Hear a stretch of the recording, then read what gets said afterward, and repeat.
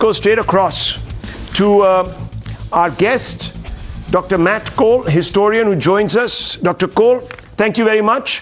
What are the prospects of someone of Indian ethnic origins becoming the Prime Minister? This is obviously an issue which is exercising a lot of Indians here in our country.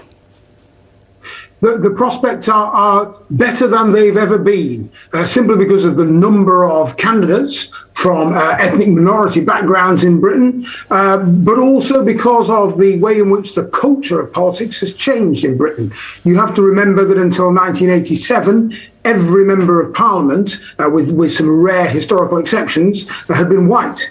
And the growth in the number of ethnic minority members of parliament has followed a generation behind the growth in the population of those families and individuals who've come from South Asia to build a life in Britain, and who have, over the intervening period, integrated into and expressed their voices through the British political system, so that we now have over 50 out of 650 members of parliament who are from ethnic minorities, and in the cabinet and the shadow cabinet, the leadership of the Labour Party, a significant number of representatives of those minority groups, including, of course, Rishi Sunak, a number of other figures representing those with Indian heritage and family connections.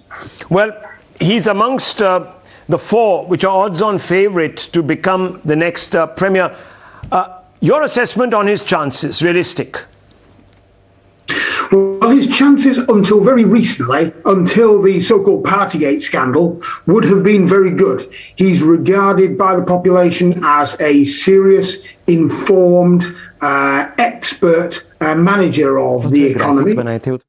He was very much in the public's appreciation for his management of the economy during the pandemic, when he made sure that furlough payments for people who weren't able to work, were made quickly available and were continued throughout the pandemic.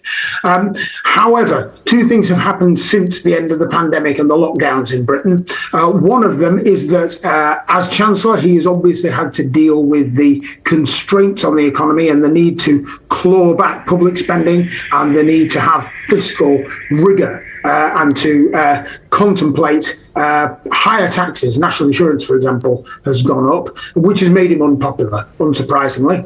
He secondly was peripherally associated with the so-called Partygate scandal, the social events that went on in Downing Street during the lockdown period, and where members of the Prime Minister's staff and the Prime Minister himself on one occasion were given a number of fixed penalty notices by the police for having broken the regulations that they themselves had set. Now, Rishi Sunak was only at one of those events, a brief birthday party for the Prime Minister. He wasn't held to have been particularly responsible for any extravagant behaviour. Right. However, he's affected by his association with Boris Johnson, who, of course, has now just resigned, but with an echo, a shadow of the same reputation, and so he will have to show that he's got an economic plan, first of all, which he made it very clear he had in his resignation letter, but also he's going to have to convince the British public that his association with Boris Johnson was only minimal. Interesting times. We've had a political coup of sorts. Interesting times, some unprecedented times, because many people now wonder if Boris Johnson is entitled to stay on as caretaker. Many people say that he should immediately evacuate office because he's lost the confidence not just of his party, but also light to the public. Well, viewers.